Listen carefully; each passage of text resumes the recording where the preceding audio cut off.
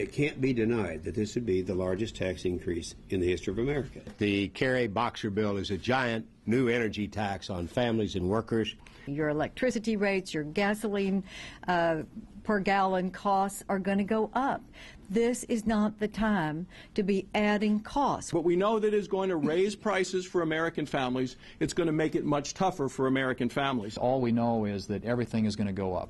Electricity is going to go up, diesel fuel is going to go up, natural gas is going to go up, fertilizer is going to go up. What will happen if this were to become law is that very simply all input costs for agriculture will go up and go up dramatically. We've got to be honest, ladies and gentlemen, if we're going to really be reducing emissions in this country in a meaningful way, nuclear has got to be part of the solution. We should take practical steps to create a low-carbon, clean energy, low-cost future for this country.